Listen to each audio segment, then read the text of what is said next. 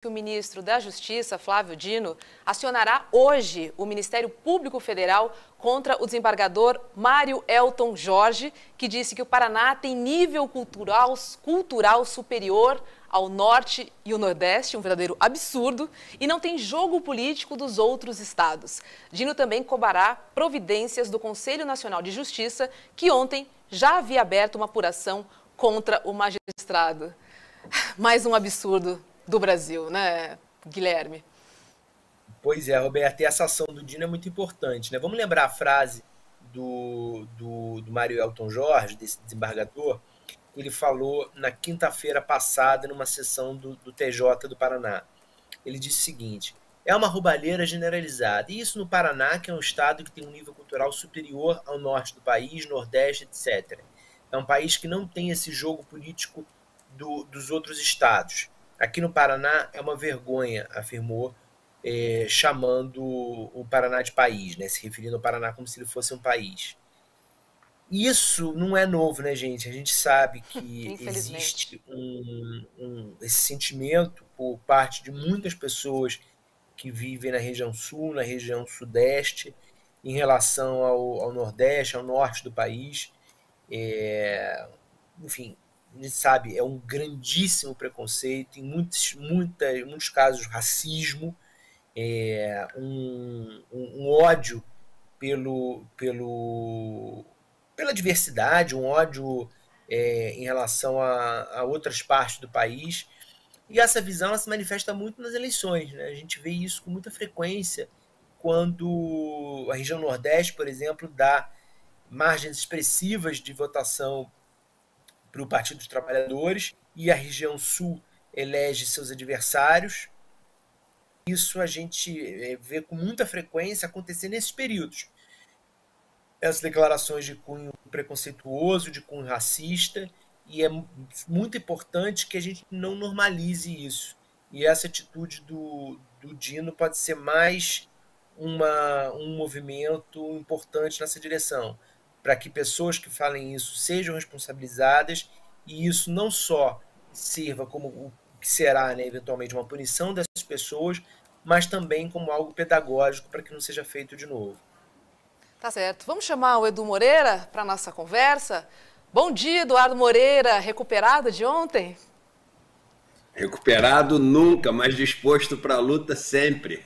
Tá Render-se, como é que é? Render-se jamais. Vamos que jamais. Vamos. Edu, a gente está repercutindo a fala do desembargador Mário Elton Sim. Jorge, que disse que o Paraná tem nível cultural superior ao norte e ao nordeste, como se o que fizesse o Brasil grande é exatamente essa pluralidade de cores, de sotaques e de música, enfim, de toda a nossa cultura, muito invejada pelo mundo, inclusive, né?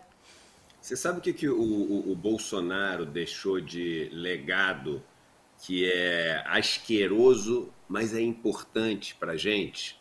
Muita coisa que todo mundo sabia que existia, mas que ficava de alguma maneira escondida. Eu gosto de usar aqui a metáfora do elefante dentro da loja de louça, né?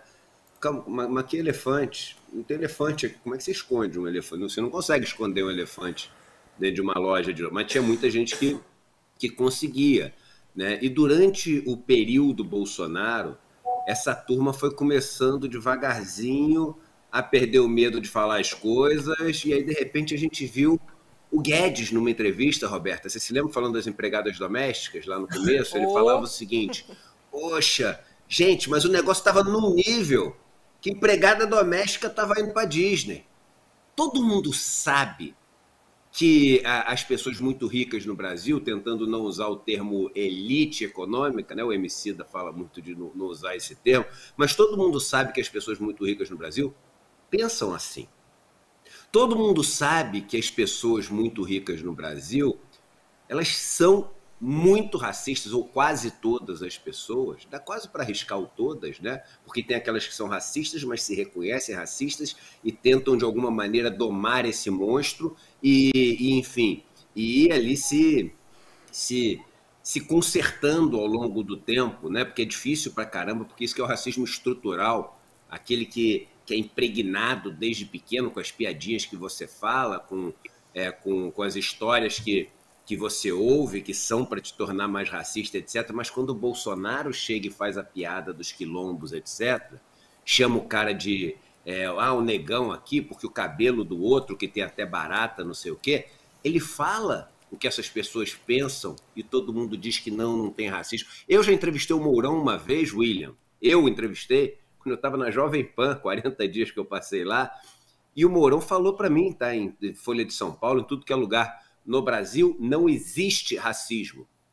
Aí depois o Bolsonaro fala essas frases. Quem se lembra do Guedes falando da frase do filho do porteiro, né? Pô, o filho do porteiro passou aqui para a faculdade, não sei, indignado, porque, poxa, aqui, tirou nota baixa e entrou na faculdade, não sei o quê. Então, quando eu vejo uma frase dessa, asquerosa, né? Ela, ao mesmo tempo, mostra que é assim que a turma pensa.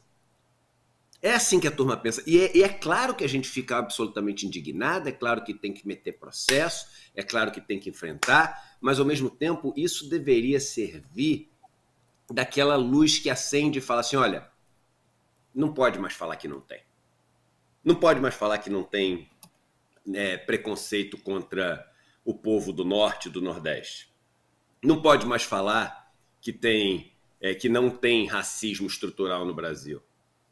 Não pode mais falar, por exemplo, Roberta, que homem e mulher no Brasil é tudo tratado igual, isso é mimimi.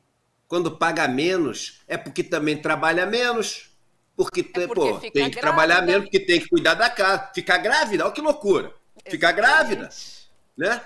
E outra coisa, tem que trabalhar menos, porque tem que ir para casa, senão quem é que vai cuidar da casa? Não é assim que pensa, mas não fala. É assim que pensa, mas não fala.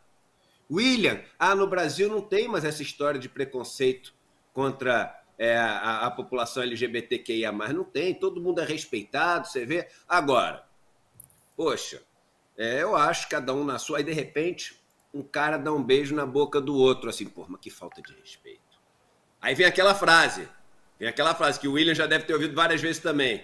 Não, mas até se é entre homem e mulher eu não gosto de ver.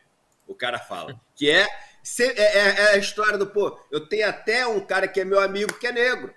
Né? Aí tem aquelas fugidas para um lado, para o outro, não é comigo, não é assim, você está exagerando.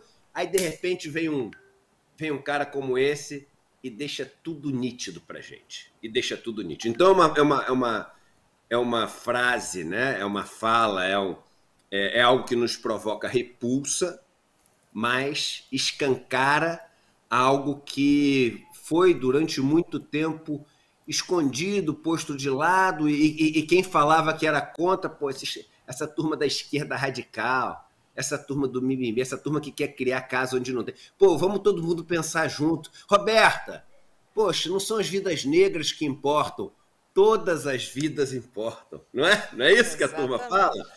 Então, é importante essa turma tirar do tapete essa história para ficar assim, olha só, tem e a gente tem que enfrentar. A gente tem que enfrentar os Guedes da vida. A gente tem que enfrentar os juízes e os desembargadores como esse. Teve um há pouco tempo atrás, eu não vou me lembrar de cabeça, mas teve um que na sentença escreveu que a pessoa tinha ali, a gente pode até buscar que a nossa produção consegue achar tudo super rápido, mas que ele tinha cara, né, de bandido, ou não tinha cara de bandido, era alguma coisa assim, né? E o não tinha cara ou tinha cara era por causa da cor da pele do cara. Então, ele estava na sentença que o cara deu. Então, a gente tem que encarar isso de frente.